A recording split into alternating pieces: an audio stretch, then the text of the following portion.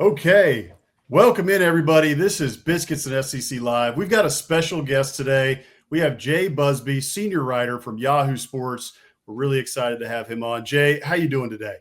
I'm well. How you doing, boys? It's almost football season. How can we not be good? Thank goodness. We are certainly excited for that. We have been previewing teams left and right as much as we can. We got some more to get to on the show later tonight and then until we get to week one. But we have you on today here because you've got a new book coming out called Iron in the Blood. Right here, you can see it, How the Alabama versus Auburn Rivalry Shaped the Soul of the South by Jay Busbee right there. You were kind enough to give us an advanced copy of that book, and I've read almost all of it. I took the weekend, and it's a fantastic book just to start out there. Thank you so much. I appreciate that. Yeah, absolutely. So, I know we've got about 20 to 30 minutes with you here. So I just quickly, before we get into it, want to give everybody a quick bio on you. You were born in Lynchburg, Virginia, and you got a little connection to us. We're actually, you may know, we're from Charlottesville. We lived half of our life in Charlottesville. And so we got a little Virginia connection there. Used to play lacrosse over in Lynchburg. And then you went to William and Mary and ended up in Atlanta and were raised there and now live there as well.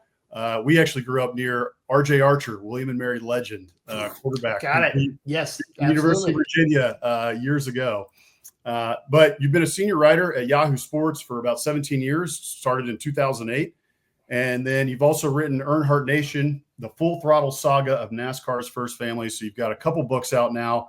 And today, as we said, we're talking about Iron in the Blood, How the Alabama versus Auburn Rivalry Shaped the Soul of the South, published by Simon & Schuster. So let's dive right into it. This, as I said, was a fantastic book. I cannot wait to finish the last couple chapters here. But give us a little bit about how this book came about, what was the impetus for it, and kind of what spurred you to write it. Yeah, there obviously the whole idea of it is fascinating. Rivalries in general are fascinating to me. The way that you have two fan bases who are so similar, and the only thing that differentiates them is the colors that they wear on Saturdays, and that kind of it's this blood-loathing, and yet it's this deeply intertwined family story that makes up the best of college football, because it's not just, as we all know, it's not just going to a game and then going home. You live this life. You see these people every day. You feel this in your blood. A lot of people have their fight song as their ringtone on their phones. I mean, it's a constant thing. And no rivalry, to me, with all due respect to every other rivalry, no rivalry sums it up quite like the Auburn-Alabama one. And the way that these two fan bases are on top of each other, the way that they exemplify, the whole white collar versus blue collar aesthetic, which obviously is a lot more blurred than that, but that's kind of the basic outlines of it. And not only that, the way that this rivalries produce so many games that have names, kick six, cam back, the kick, run through the mud, punt, Bama punt. I mean, just so many of this ever-evolving mythology. That all was the overall idea behind this. I'd always been fascinated by it. And then, the kick six knocked me on my ass with my dad. I'm not a fan of either team. Full disclosure, I have an Alabama connection in that my son went to school there, so I have tuition going to Alabama. But I actually started out as an Auburn fan, honestly, because I don't even know where I got it. I got a hat. And I was just thinking about this before we got on the air, how I first came to this. I got a hat, an Auburn hat, when I was a kid, and I was wearing it around, and I was out skiing in Colorado, and somebody skis past me and yells "Roll Tide" at me, and I was like, "What? Here in Colorado? How do they even know about this rivalry?" So, yeah, I've got a long-term connection with both fan bases, but yeah, the book is just it always has fascinated me. We can dig into more details about it, but the whole idea of a rivalry is just something that's so rich, and I was just very excited to dive into it and spend a couple of years just neck deep in Bama and Auburn. That's fantastic stuff. One of the things I liked about the book is the structure. So yeah, we won't give too much away here, but you interject. It's similar to a football game, right? You interject the timeouts in there with tidbits about the history of a specific game or some of the traditions that each school has, like a War Eagle in Auburn. Tell us where that idea came from, how it came to fruition. I've just never seen anything like that, and I thought it was very helpful because Thank you. Those tidbits aren't necessarily, easy to interject in like a linear historical context, especially because not exactly known.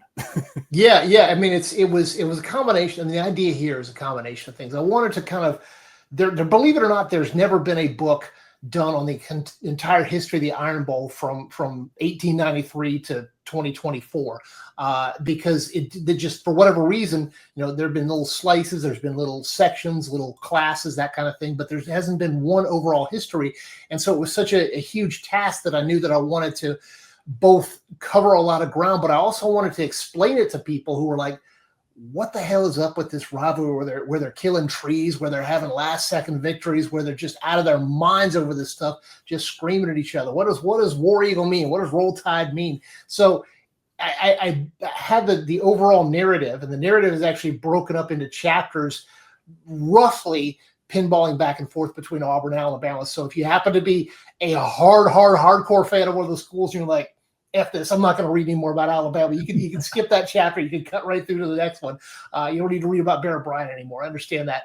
But I also wanted for people that weren't intimately familiar with the rivalry to understand, all right, where did the War Eagle story come from? Where did Roll Tide come from? What's the story behind these? So I added these little bits in, and it served to kind of break up the text because, as we all know, all of our attention spans are shot now. So I didn't want to do, these gigantic 60-page chapters. So I broke them up so you can go and, you can read a couple of chapters. You can read a little bit, when it's halftime, catch a little break in there. And then obviously I wanted to highlight the Iron Bowls. I wanted to focus on, I think I did 11 Iron Bowls that have some major significance, from the first one right up to Gravedigger was the most recent one that I spotlighted. So it was a way to kind of break them out and break out the text and give people a chance to see a big panorama without feeling like they were going to be looking, I didn't want people to feel like they had to read a textbook. There is history in this. You are hopefully going to learn a little bit of something in there, but I didn't want it to feel like a textbook. I wanted it to feel like a story. I mean, what I love is doing stuff like we're doing right now, just sitting around, just talking junk about football. And so I wanted it to read like that. I wanted it to feel like that. I wanted to say, oh yeah, this is where this comes from. This is where this comes from. And hopefully I got that across. Well, you did a good job of it, because I love history and I love college football, and you melded the two, perfectly together. I felt like I was, it was a page turner, first of all. Thank you. And second of all, I felt like I was, sitting on the porch with a glass of whiskey, talking to a friend about, different moments from different parts of the Iron Bowl, which was really cool. So also, speaking of Bear Bryant and Shug Jordan, both of them, are towering figures in this rivalry, and their times at their respective schools overlapped. And I was really fascinated to read a lot about, their history, some of the different things about their relationship. Their Shug, you mentioned a couple times, he, levied a couple of barbs over at Bear Bryant during their time. And certainly I think that the rivalry has always been prickly, to say the least. But in modern times, a lot of these coaches, they go on coaches circuits, they go to these different camps and stuff together. A lot of them have fairly friendly relationships, even across rivalries. I think about like Shane Beamer and Dabo Swinney, right? Nick Saban and Dabo are good friends as well. Lane Kiffin and Mike Leach, right? They had a pretty good relationship across the Egg Bowl. So can you expand a little bit about the Bear Bryant and Shug Jordan relationship? I mean, you talked a little bit about those barbs, but then Bear Bryant was at Shug Jordan's funeral as well. Right. So can you expand a little bit about how their relationship was and what it was like? Yeah, they were both a salty couple of dudes. They were the gods of their respective towns. And I mean, there's no more powerful human being in America than the coach of a winning team in a small town, particularly a small southern town. You are the god there. You're worshipped. You're respected. You're never paying for dinner. Everyone is stopping to shake your hand on the street. I mean, only as long as you're winning. When you start losing, then the for sale signs show up on your yard. But yeah, these were guys that had a relationship that I think it was obviously very friendly and very cordial, but they didn't hesitate to throw shots at one another's way. And I think that there's something lost now that we have this kind of camaraderie. We have these coaches they're making so much money, and they're so insulated from the concerns that coaches had back then. And so I think there is definitely something lost when you don't have that kind of character. You see that in other leagues where you got guys from the same team hanging out. You're like, guys from different teams hanging out. You're like, what are you guys doing? You're supposed to be rivals. You're not supposed to be hanging out. That's why, a few years back when Saban and Jimbo Fisher started taking shots at each other, I was like, hell yeah, this is exactly what we need. We don't want any more of this, this my good friend Kirby Smart here, my good friend Nick Saban here. No, we don't want that. We want them throwing haymakers at each other. It's okay to have that kind of relationship. It's okay to take shots at each other. And Bryant had power that Suge absolutely was jealous of. Suge was facing up as all Auburn coaches are. He was facing this kind of upper ceiling of authority between the administration and the boosters that Bear was able to just kind of step right over because he was Bear Bryant. So there was a lot of frustration aimed at Bear Bryant in the late 60s and early 70s in particular. And Suge was part of that because there was some frustration and this perception that the Bear was getting away with stuff that the other guys could not get away with, that he was driving his teams harder, that he was being rougher on his opponents.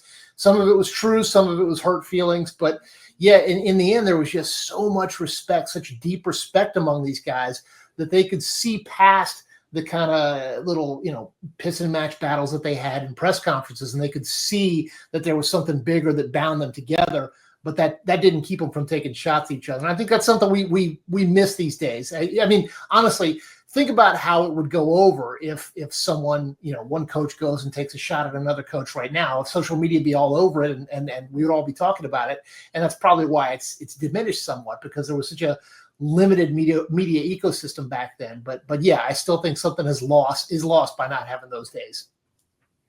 Yeah, absolutely. We agree.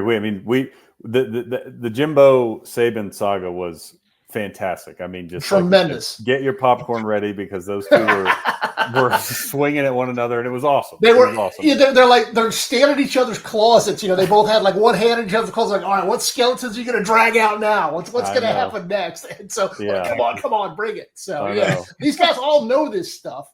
They just keep it quiet out of a sense of mutually assured destruction. Mm-hmm. Totally, they do. So you mentioned earlier, how a book had never been written on the full history, and how for your money, I think our money as well, personal allegiances aside, this rivalry is the tippy top of rivalries across all sports, professional, college, you name it. Is there anything specific that you uncovered during your research, or just sort of a generalized idea? But what is it about this rivalry that elevates it to such a level that even, like you said, we don't have any allegiances to either school either, but we respect, revere, and love this rivalry? How did it get the imagination of not just the South, but everybody? It embodies everything that you want in a rivalry. You can project yourself into it however you want. Do you like being on a bandwagon? Are you a Dallas Cowboys and an LA Lakers and a New England Patriots fan? Then hey, you want to go with Alabama because they win, and they win big, and they win a whole lot.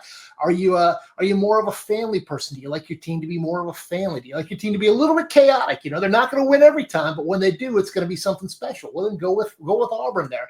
And there were reasons to point to both sides to appreciate them from a football perspective. I mean, it's worth noting that Alabama's got those 18 titles, and yes, I am saying 18 titles, although some of them, as you'll see in the book, are highly dubious. Alabama's got those 18 titles. Auburn doesn't have as many titles, but Auburn has this distinction of being able to just drop these hammers on Alabama in a way that the reverse doesn't happen. Most of the big plays in this rivalry are from the Auburn side to the Alabama side. And think about, if you think what are the most famous plays in sports history, kick six has got to be in the top 5 right there. And that's Auburn. Auburn's got that. No matter what Alabama says, Auburn can say, kick six, got a second nickel, however you want to phrase it. And Alabama's just like, you just got to take it because there's no comeback from that. And I think that's what makes this rivalry so fascinating, is that you can approach it from any number of different angles, and you can tell, even if you are not a fan, even if you are not anywhere near the South, you can decide what your entry point is. And there's a whole set of mythology and songs and tailgates and everything that will envelop you. And that's what I close the book with, not to spoil the ending there, but in the acknowledgement section, I say that you need to get to it. If you haven't been to an Alabama and an Auburn game, you need to immediately, as soon as you possibly can. Put that on your bucket list, on your sports bucket list.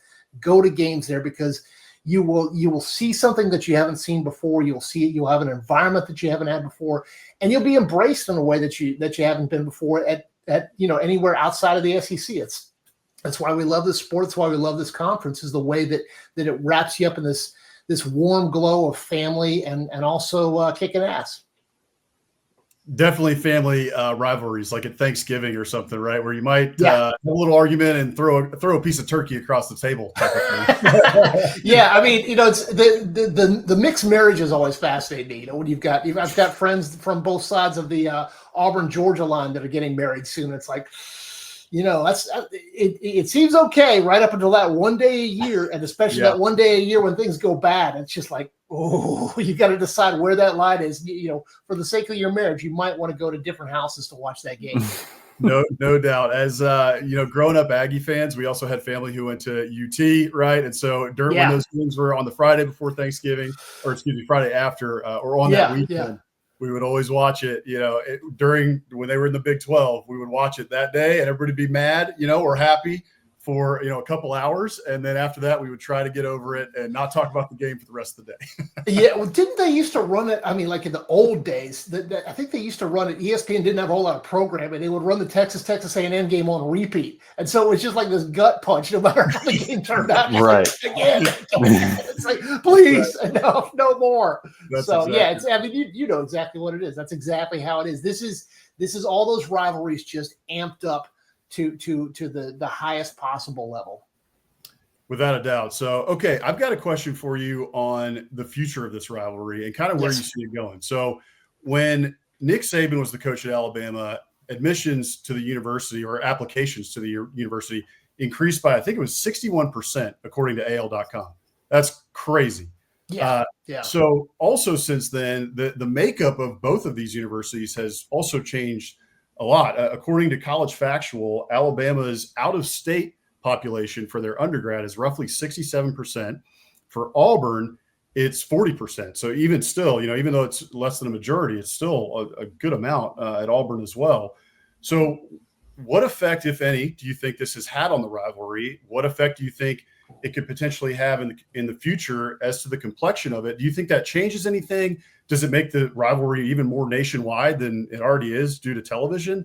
Kind of how do you see the future of this rivalry with those factors in mind?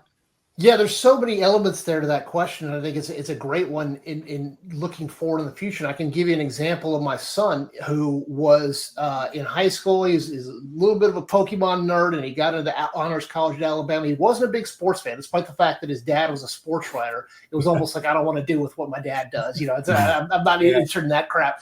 He gets to Alabama, and it's like mainlining a drug. He all of a sudden becomes the most insane Alabama fan. And to the extent that you guys have seen him on TV, he's one of the guys that would stand by the rails, and he has big red hair, and you would see when they do the cuts to the crowd, he's there screaming. Because he became such an Alabama fan. He was on CBS. I would get texts all the time. Oh, your son's on TV again. So but that's what happens to all these kids. They come down from Long Island or Ohio or wherever, and they become fans of Auburn or Alabama. It just gets in their blood, and it's a wonderful and a joyful and a very, very cool thing. All of a sudden, kids from up north come down to Toomer's Corner, and they got toilet paper in their hands. They got lemonade in their hands. And they're thinking, this is the greatest thing ever. So it makes the rivalry more of a nationwide thing. And I think that the bigger concern, the more specific concern, is how the NIL and the transfer portal, particularly NIL, are going to shape this rivalry, because the big key is, as big as these schools are, and they are both mammoth schools with mammoth endowments, they're not Big Ten level. They're not Michigan level. They're not Texas level. So the gap is going to the gap that did exist between them and other schools is going to close, or it's going to vanish entirely. And I think that's going to be the fascinating question: is how are Alabama and Auburn going to keep pace with the schools that have these massive financial resources? And how are they going to keep the rivalry is always going to be going. It's just a question of whether both schools are going to be able to participate to the degree that they can both be competitive, because it is nice having a rivalry, but it's also nice winning a few games outside the rivalry as well. Right. Yeah, that's an interesting point. I hadn't thought of it from that perspective of it's not so much out of state or different types of people go into those schools, because once they get there, they all just kind of fall in line. It's more of the bigger picture of college football that could potentially impact it. Yeah, that's interesting. A good perspective. I just had one quick question for you, sort of an alternate reality exercise, but I loved the section in the book on the 1926 Rose Bowl. And yes, there's a lot of historical context there that I would encourage everyone to get the book and read about. But you can probably imagine, some of that just given the time frame. But, in an alternate reality where Alabama does not win that ball game against Washington, how do you think that college football would have been viewed or accepted differently in the South, because it dominates today? And, as you talk about in the book, that game was such a big part of that, because it gave, it was just a notch in the belt of not just Alabama, but the South, that we can compete. And if that hadn't happened, I'm just interested to know what you think would be different. That's a fascinating what if in terms of what happened in the Rose Bowl, because Alabama very literally put Southern college football on the map by winning against Washington, by going in and beating the best that outside the South had to offer. The Rose Bowl was the only bowl at that time. It was a marquee event. It was the kind of thing that you planned your entire winter break around, was seeing this game on New Year's Day. And so for Alabama, this kind of worm-infested redneck school to come in and beat mighty Washington was a real wake-up call for the rest of the country. And what it did was it gave Southern football, Southern schools, the belief that they would be able to compete on a level playing field, literally and metaphorically, with schools all over the country. So if Alabama had lost, you'd be looking at a really disastrous kind of set of circumstances for Southern football, because it would have validated all the complaints that people had about Southern football. Now, I still think football would have existed. It's too deeply involved in the American character. But I think that there would be a lot of Southern schools that are big names now that might not have big programs. A lot of Southern schools were already considering whether football was too much of a bad influence.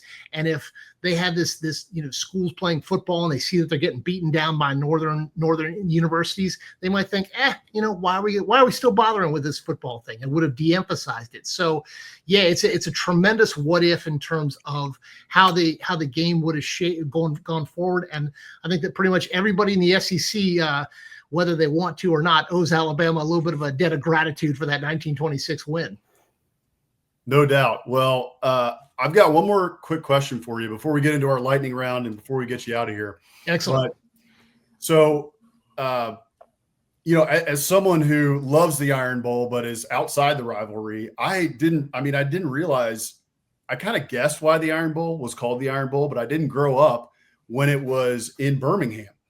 And so it was fascinating to learn that the Iron Bowl was the Iron Bowl because it was played in the Iron City, right? The Magic City right. of Birmingham for a long time until it was pushed by Pat Dye in the late 80s, early 90s to make it be on campus. And they really strong-armed Alabama to make sure that started to happen. So the rivalry on campus has now become beloved, right? Whether it's at Auburn or in Tuscaloosa. So I'm curious though. We see rivalries like Texas and Oklahoma, the Red River Shootout that's in Dallas every year at the old Cotton Bowl. Is there, I doubt it, but is there a world where that game ever is played in Birmingham once again in the middle of the state where the fan bases converge?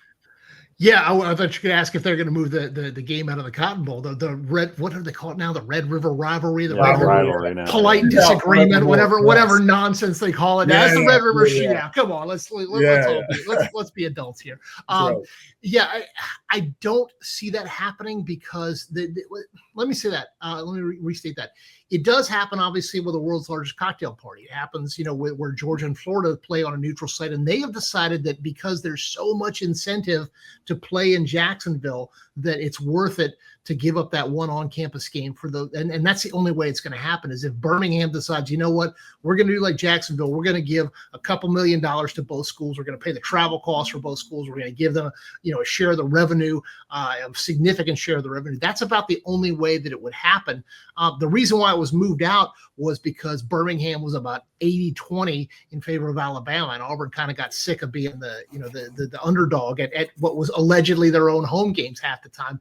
But I think you would see at this point, I mean, it's a lot easier to drive now from Auburn to Birmingham than it was back in the day. So I think you would see a good turnout, but there would have to be some serious financial incentives. And yeah, I mean, there is something kind of magical about having that Iron Bowl on your campus every other year, and then on the off year, feeling like the invaders, feeling like the guy coming in there and stepping up. That's what Jalen Milroe did back in 2023 with Gravedigger, in the sense that they came in and 4th and 26, they pulled Auburn's heart out right in front of the stadium, and Cam Newton did that back in 2010 with the Cam back. So, I think that if it did move back into Birmingham, you'd need a different stadium to begin with, and then you would need substantial financial incentives. I think that at the moment it's just way too entrenched on both campuses.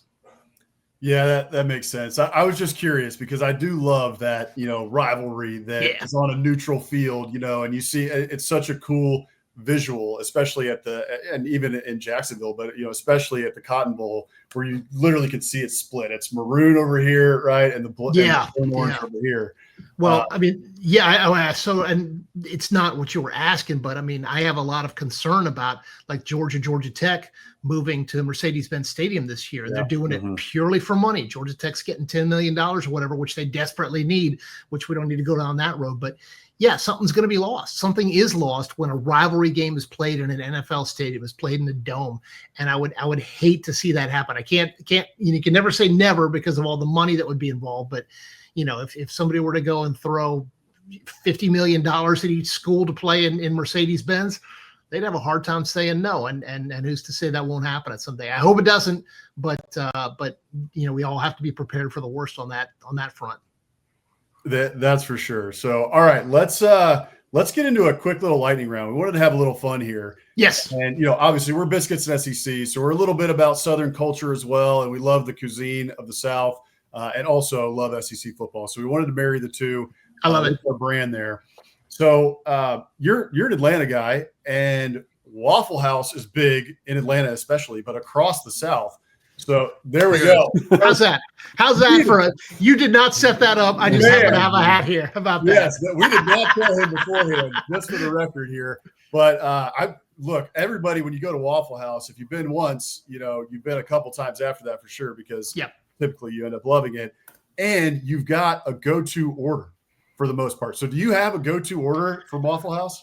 Brother, you're breaking my heart, because I used to have a go-to order. It was the best damn thing. I'd order a tortilla, scrambled eggs, scattered and smothered hash browns, and sausage, all wrapped up and then pressed on the grill. They don't have that anymore. They don't have the tortillas anymore. I used to love that. I would have housed that. It was tremendous. And every time I go to the Waffle House, I'm like, you guys got tortillas? And they're like, no, we don't have that. So now I just got to go for the standard special. But yeah, scattered and smothered hash browns, and then with whatever, I can't remember what jalapenos are capped. I throw in some jalapenos and some hot sauce there. But yeah, sadly, my go-to Waffle House order has gone to that great Waffle House in the sky. Oh. Yeah, that's too bad. Like you said, I'm pretty standard. I'm just the all-star special. Just load me up, give me the all-star special, and I'm happy. But yeah, second rapid-fire question for you. So yeah, biscuits and SEC. What about biscuits? Do you have a favorite way to eat biscuits? Sandwich, biscuits and gravy, just with butter? What do you like? I love a good chicken biscuit. I mean, I will go anywhere to get a chicken biscuit, and I will check out, and I will even try like a damn Wendy's chicken biscuit. I'm like, all right, I'm gonna give it a shot. It's, again, no disrespect to the mega corporations, but yeah, there's a few biscuit places. There's one here north of me literally called That Biscuit Place, and I get there about once a month. Drive up north of Georgia 400 to hit that. So yeah, I like my biscuits with a good old slice of chicken in between them. That's pretty darn good. You might have hit our second or our third rapid fire question here. I was curious if you had a favorite biscuit spot in the Atlanta metro area. Sounds like it might be That Biscuit. Yeah. It's up in Forsyth County. It's called That Biscuit Place, and it's just a little drive-through joint. You got to go there, and it runs. I go there on Saturday mornings. So it's one of those ones where it's like an old house, and then they've got a drive-through, and you got to be careful because the drive-through gets so backed up that it backs up out onto the road, and so if you're coming at it too fast, I'm sure that there have been accidents. But yeah, that's a good place. You just go and get a biscuit, and I'll take a book up there, and I'll settle in, and that is the place to go up in Forsyth County. That's awesome. Last one here. If you have one, favorite biscuit place across the SEC footprint. So in another college town or just somewhere else in the footprint that you've had a great biscuit at. Yeah. I mean, there's I know it's kind of a sort of a franchisey place up in Nashville called Biscuit Love that, they kind of do the boutique biscuits, and that's good. I'll hit the Waysider in Tuscaloosa. I'm trying to think, there's a few other places and I'm blanking on them now, but I mean, I'll trust anybody. I know that you guys are big True South fans. John T. Edge is a good friend of mine, right? And those guys. And so, I try not to bug them too much because I don't want them to think that I'm just friends with them for their food recommendations. But I will, anytime I'm in a new town, I check and see if they've been there first. They've done an episode there. And I am very easy. I'm an easy mark for biscuits. You basically, as long as it can even be a little chewy in the middle, a little undercooked in the middle. I'll give you a break. I'm a very easy biscuit mark. We are too. We see biscuits. We see something a lot. We see a nice like diner sign on the side of the road, or even Austin here food trucks. There's one called Biscuits and Groovy here. That incredible biscuits and gravy. So yeah, we're easy marks too. If we see something that has a biscuit, we're getting it for sure. Well done. Well, Jay, it has been a pleasure having you. We really appreciate your time today, and we're really looking. Everybody, Iron in the Blood, right here. Go check it out. It's a fantastic book. So it comes out on August 26th. Jay, let everybody know where they can pre-order the book, and then where everybody can follow you on social media to follow the rest of your work. Yeah, pre-order it anywhere you can. And the pre-orders are the best. If you think you're remotely interested in this book, then get it. Just Biscuits and SEC listeners and viewers, reach out to me on social media, JayBusbee, just like it's the sound I'm on. I'm on all of them, Twitter and Blue Sky and Instagram and Threads and all that. Reach out to me. Let me know you bought the book. I will send you a little sticker. I've got stickers made up with Alabama colors, with Auburn colors, and then I've got a mixed marriage one as well. I don't have them in reach here, or I'd show you, but I'd be happy to send out book plates, signed book plates. I'll sign the little thing and send it to you. I just, reach out to me and let me know that you bought it. And I'd be happy to get with you, but I really appreciate y'all having me on the show. Love you guys. Love you for a long time. And this has been a lot of fun. Well, really appreciate it, man. Absolutely. Again, Iron in the Blood right here. Y'all go check it out on Amazon or anywhere you buy your books, out on August 26th here soon. So Jay, thank you so much. We will talk to you down the road, my friend. See you, boys. Thanks, Jay.